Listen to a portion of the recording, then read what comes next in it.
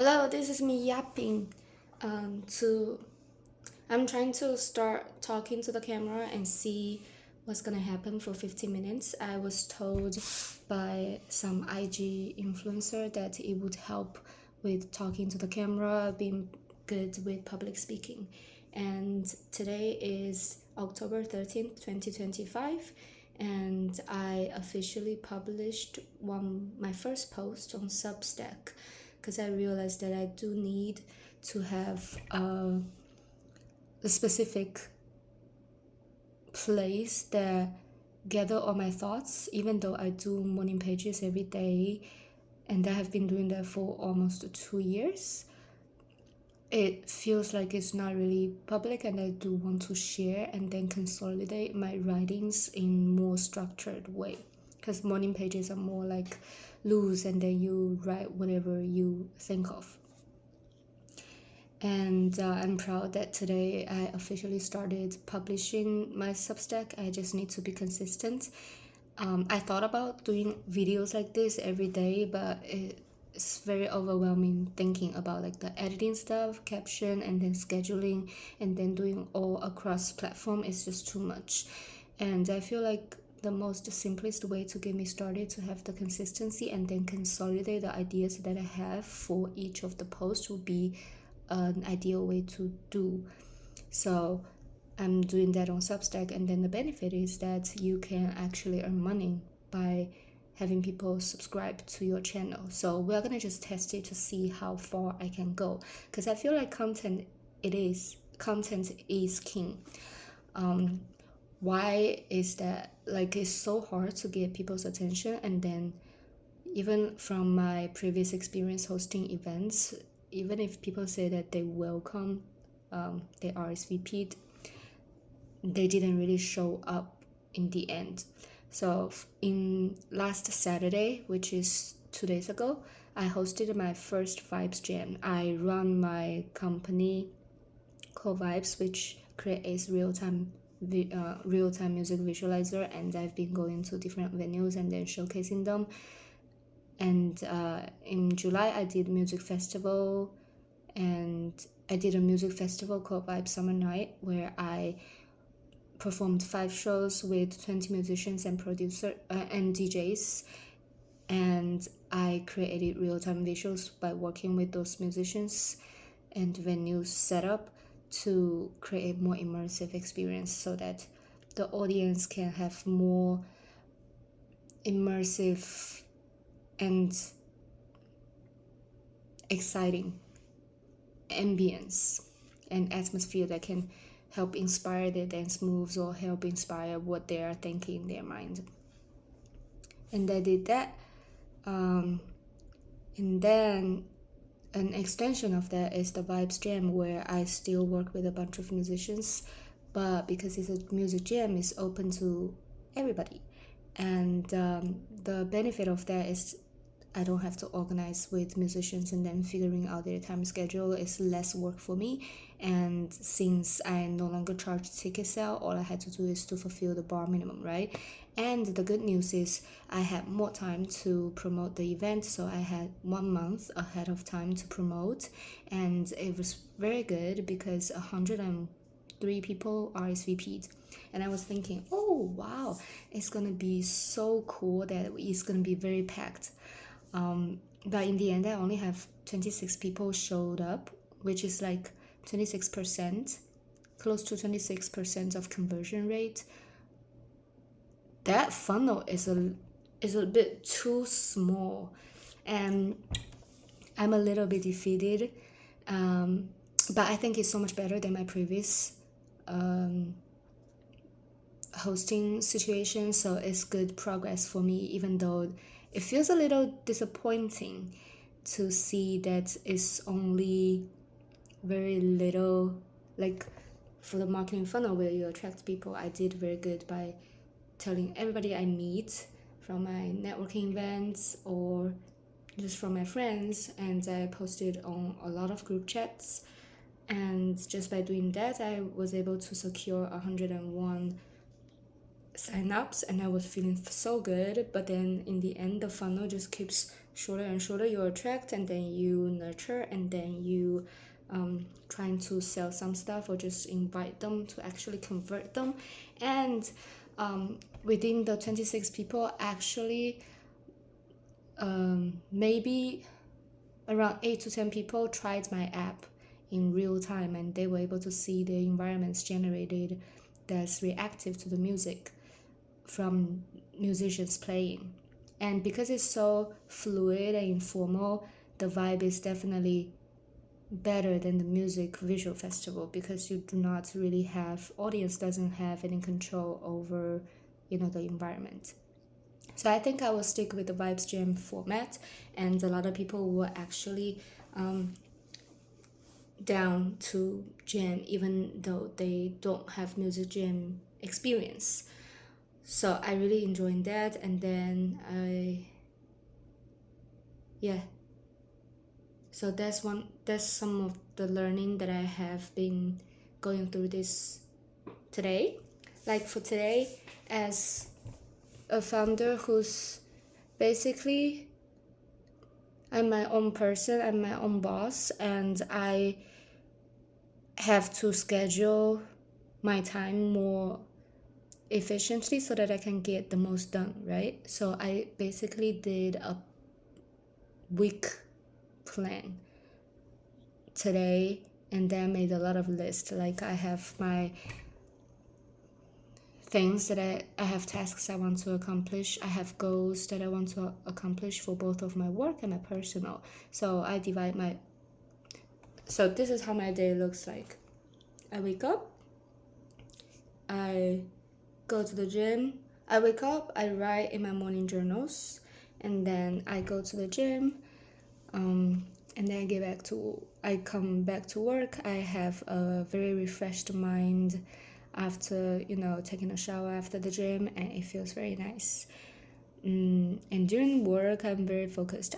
And I'm also trying something new. I used to not take breaks, but now I'm trying to take breaks more consistently, but I'm still struggling.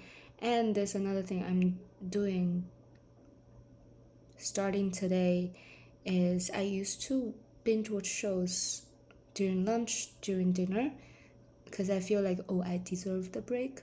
But it was not actually a good break, because it's not meaningful rest.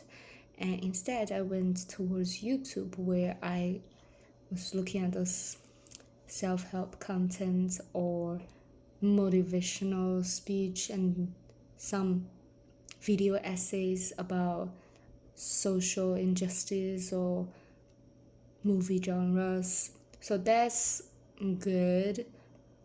That's sort of better, because it's typically less time than watching a show, which is like 40 to 6 minutes. And for lunch, I only spent 30 minutes today, and I feel pretty productive, because right after that I just start my afternoon work. And I also realized that in the afternoon I'm dead. I'm the least productive.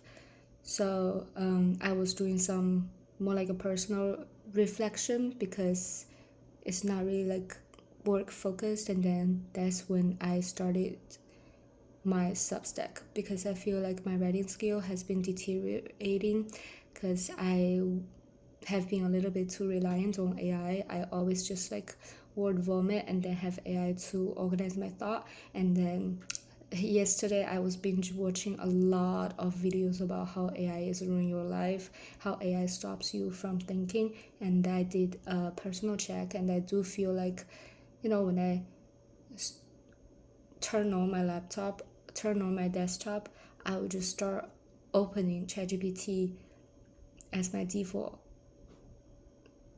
just so that it's already on call, standby whenever I have any issues. And I feel like this is not really good for my critical thinking. And so now I'm being more intentional. I've been writing. So instead of sending word vomit to ChatGPT, I will try to, and Substack is my playground to practice my writing skills. So I would do first draft and then have ChatGPT review rather than write for me, I would ask what are some things that will make it better, make it more fluid and better for the storytelling. Actually, it helps a lot. If you were to just use AI to as an assistant to learn, or more like an expert that teaches you, gives you the guide but not the answer. And I'm feeling better because I actually write my first article, and I'm very proud of it because it's not like AI helping me write. And I also realized that there are so many people who wanted to be ahead of others. What is the point? Why are you so competitive? My disc personality shows me that I'm very red, meaning that I'm very dominant, and I also get competitive. Like being competitive is my thing. It doesn't matter what. I'm very competitive, but I now am realizing that there are social media, or like the attention economy, has made people be unnecessarily competitive for no reasons. Like, numbers. So social media, they have views, they have subscribers, they have all the like digital numbers that keep track of your success. And I was also like trying to experiment with my social media, and then I also fell into the loop of checking out my reviews, refresh all the time, and then pick up my phone 5 minutes after I posted something, or instantly reshare my story of the reel that I just posted. Is so useless, and then it also takes away from me living the present, and I really don't like that. So right now I'm also intentionally trying to just spend less time on social media. Ironically, I also want to develop my personal brand, and I do want to start sharing my learnings. So we'll see how that goes. Probably just manage the time that I allow myself to spend on social media. Yeah. But it is fascinating that I'm back in the loop of going down to the YouTube rabbit hole, where I'm learning things and I'm also reflecting. I have started my collection of materials that I consume throughout the day. Like today is also the first day that I started doing word writing summary for any things that I consume, like podcasts, YouTube videos, writing, because I feel like morning pages are no longer enough. My content for morning pages is normally the reflection of the day, the prior, and how I want my day, how I want the rest of the day to look like, and what's the intention I set for the day. But it's also still, it's just not enough. I do enjoy writing with my fountain pen. It's the best feeling. I feel so much better because it's not digital. Yeah, but the thing is, it does take me 30 to 40 minutes each morning. It's good because I grant myself that peace to do the work and to practice my penmanship as well. So it is nice. I'm satisfied. I recently feel maybe it's the season changing, or maybe it's I have grown a lot, especially this year, since I started and completely focused on running my business. I felt I have so many feelings, so many thoughts that I want to just put it out so that I can review them. I like to see things organized, and currently I feel like my thoughts in my mind are not that organized, which is why I love to consolidate ideas and summarize it. The thing that I learned from writing my first article on Substack is that trying to distill an idea into a very concise sentence. Because I feel like a lot of the idea is the same. And it gives you freedom to figure out how to tell the story, how to elaborate your idea, how to make your readers understand where you're coming from. The same idea can be dissected into so many categories, and you can draw different associations from two different areas that you we normally wouldn't think of. An example would be like communication is the key, right? And how do you use that? What are some ways to make clear communication? You can set example in, hiring people, talking with your team, or communicating through your friends, like what happens if you have conflict. And the most relevant one would be romantic relationship. How do you communicate your love languages, things that you want or need in the relationship?